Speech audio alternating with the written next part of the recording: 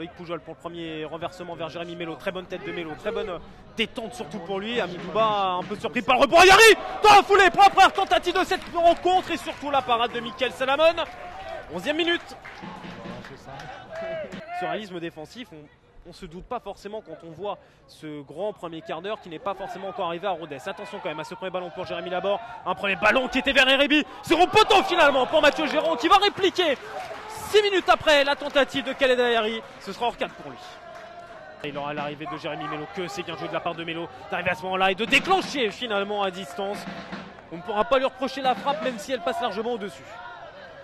Mello à nouveau sur le pied droit en première intention vers Dorian Kadi, un tout petit peu trop. Laborde par contre qui renvoie dans l'axe et Khaled Ayari qui a tenté derrière de l'extérieur du pied de fouetter ce ballon. Ça passera à côté mais mine de rien, les occasions commencent à arriver pour Rodez. Avec Ruffo, belle patte droite pour Ruffo. Mello de la tête dans la surface de réparation. Tertero devant le but et Dorian Kadi qui se fait subtiliser ce ballon par Vincent Pires.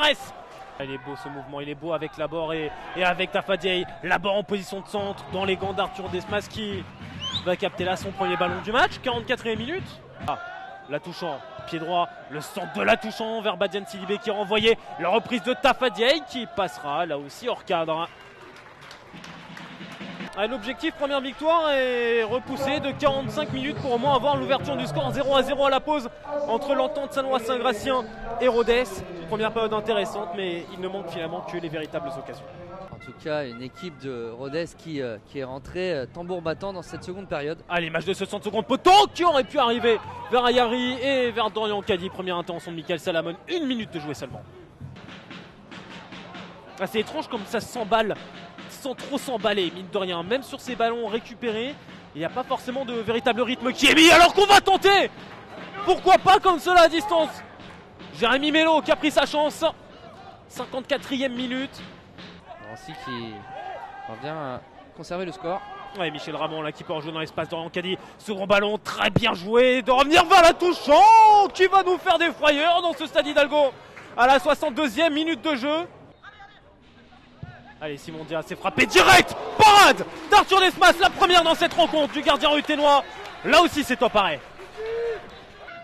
Une attaque par Gelon ou plutôt par second ballon. Swissy, gérant avec toute son activité. La frappe de Tafadiaï qui va passer là aussi hors cadre.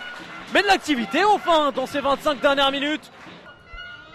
Et Hugo Bonnet qui lui aussi nous a montré un début de saison intéressant. Il était titulaire lors des 2 premiers matchs et buteur face à la Duche. Et là le ballon pour Dorian Kadi. Il va être refusé ce but pour une faute de Dorian Kadi. Ça aurait pu être son 2e but en 3 matchs. Et la poussette dans le dos sanctionnée par Antoine Vanet. Rosario la touchant. Devant lui Arwan Mori, un peu d'espace finalement pour Tafadiaï. Sur le pied gauche, ce ballon dans la boîte. La tête de Bafo Dramé qui passera à côté. C'était peut-être la balle de match dans le temps additionnel minimum de 3 minutes.